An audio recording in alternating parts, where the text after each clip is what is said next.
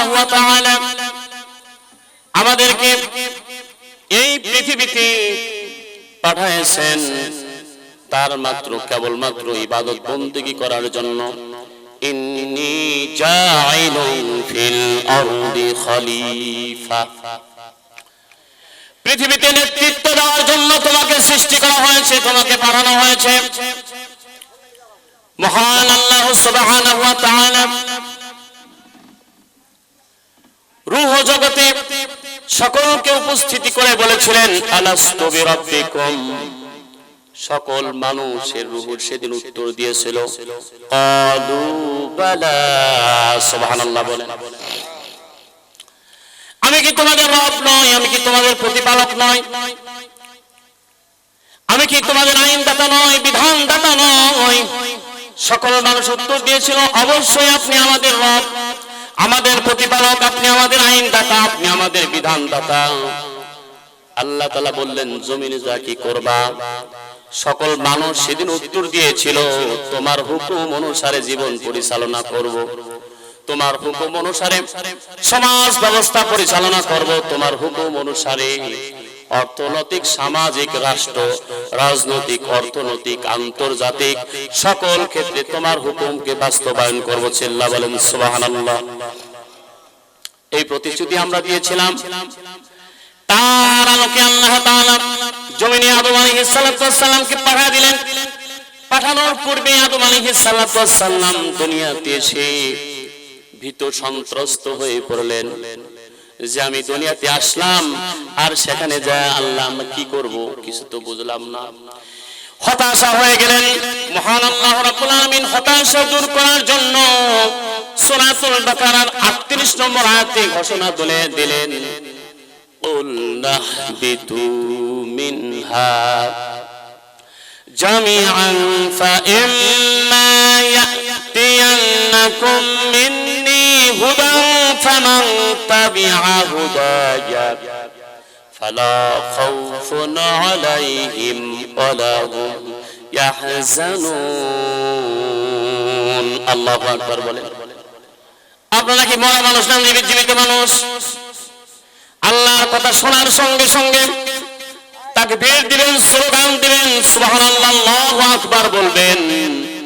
জবান দিয়েছে কে? সেই জবান দিয়ে কি আল্লাহর নামটা জোরে নেওয়া যায় না? জোরে নেবেন তো? সম্মানিত হাজিরিন, জান্নাতে দেওয়ার মালিক আল্লাহ, জাহান্নামে দেওয়ার মালিক আল্লাহ। যাকে ইচ্ছা আল্লাহ মাফ করবেন, যাকে ইচ্ছা আল্লাহ তাআলা পুরস্কৃত করবেন। বলেন কথা ঠিক কি না?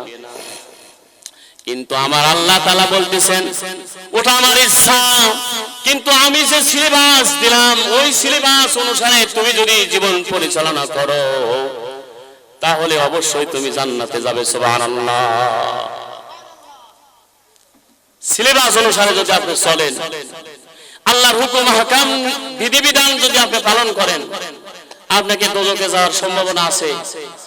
সমস্ত আল্লাহর নিষিদ্ধ কাজগুলো আপনি বর্জন করলেন, আল্লাহর হুকুম প্রতিষ্ঠা করলেন, আপনি জান্নাতে অবশ্যই যাবেন। ঘোষণা দিয়েছেন কে? এখানে কি কোনো সন্দেহ আছে? কোনো সন্দেহ নাই। পবিত্র কোরআনুল কারীমের মধ্যে স্পষ্ট বর্ণনা করেছেন ও বান্দা আদম, আমার এখান থেকে নেমে যাও, ভীত সন্ত্রস্ত হওয়ার কোনো প্রয়োজন নাই। তোমাদের নিকট আমার পক্ষ থেকে যদি কোনো হিদায়াতের বাণী আসে, কোন কিতাব আসে, নবী আসে, রাসূল আসে, সেই নবী রাসূল এবং কিতাব অনুসারে জীবন পরিচালনা করো। তোমাদের কোনো ভয় নাই, চিন্তার কোনো কারণ নাই। ঘোষণা দিয়েছেন কে? ভয় আছে আমাদের? কোরআনের কথা আপনি শুনবেন, কোরআন নিয়ে জীবন পরিচালনা করবেন, এ নিয়ে কোনো সন্দেহ নাই, আর এ নিয়ে ভয়ের কোনো কারণ নাই। আপনি জান্নাতে যাবেন। এরকম জান্নাতের সার্টিফিকেট পাওয়া সাহাবী 10 জন তো আছেই, এছাড়াও বহুত আছে। বলেন কথা ঠিক কিনা? কারণ তারা কোরআন অনুসারে জীবন পরিচালনা করেছে। সামাজিক, রাষ্ট্র, রাজনৈতিক, অর্থনৈতিক সকল ক্ষেত্রে কোরআন বাস্তবায়ন করেছেন, যার পরিপ্রেক্ষিতে তারা জান্নাতের সার্টিফিকেট পেয়েছেন। চিল্লা বলেন সুবহানাল্লাহ। আপনি যদি কোরআনের অনুসরণ করেন আপনার ভয় নাই, চিন্তার কোনো কারণ থাকবে না। সম্মানিত হাজিরিন, 39 নম্বর আয়াতে আল্লাহ তাআলা বললেন ওয়াল্লাযীনা কাফারু ওয়া কাযযাবু বিআয়াতিনা ফাউলাইকা আসহাবুন নার হুম ফিহা খালিদুন। আর একটু জোরে বলেন, যারা কোরআন মানবে না, হাদিস মানবে না, নবীকে অনুসরণ করবে না, ওরাসাতুল আম্বিয়াকে অনুসরণ করবে না, ইমাম সাহেবকে অনুসরণ করবে না, তারাই যাবে জাহান্নামে। ঘোষণা দিয়েছেন কে?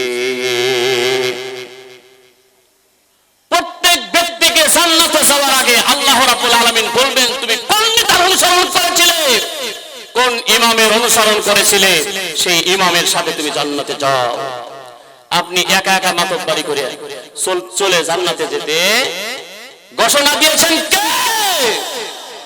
যদি সেই আল্লাহ আপনাকে ঘোষণা দিয়ে থাকেন, আপনি কিভাবে একা একা চলেন? নবীজি বলেছেন ইদা কুরানা সালাসাতুন ফি সাফারিন ফালিউমিরু আহাদুকুম, তোমরা যদি তিনজন মুসলমান একসাথে চলো, তারপরে সেখান থেকে একজন আমির নির্বাচন করো, সেই আমিরের হুকুম অনুসারে তোমার জীবন পরিচালনা করো। ঘোষণা দিয়েছেন আমার নবী, বিশ্ব নবী মুহাম্মদ সাল্লাল্লাহু আলাইহি ওয়াসাল্লাম। সম্মানিত হাজিরিন, ওই পুলসিরাতের মাঠে কে পুলসিরাত পার দিবে আর কে পুলসিরাত পার দিবে না, দিতে পারবে না, এই প্রশ্নটা আউট করে দিয়েছেন কে? আল্লাহ তাআলা আউট করে দিয়েছেন, নবী মুহাম্মদ সাল্লাল্লাহু আলাইহি ওয়াসাল্লাম আউট করে দিয়েছেন।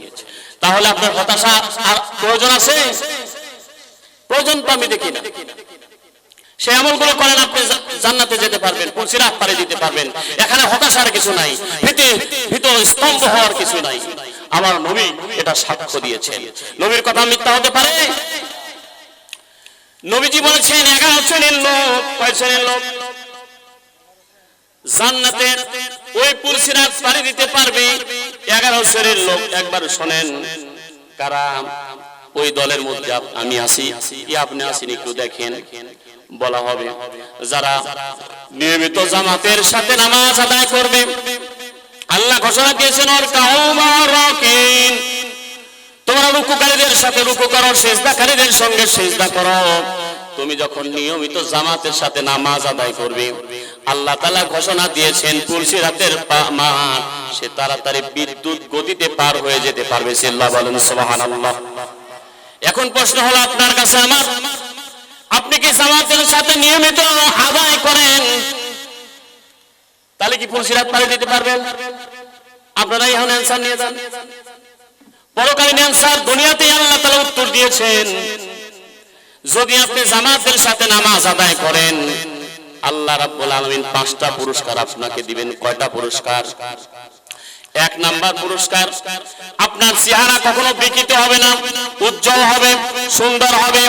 2 নাম্বার, জোহরে নামাজ আদায় করার কারণে আল্লাহ রাব্বুল আলামিন আপনার রিজিকের সচ্ছলতা বৃদ্ধি করে দিবেন। আসরে নামাজ আদায় করার কারণে শারীরিক দুর্বলতা আল্লাহ তাআলা দূর করে দিবেন। মাগরিবের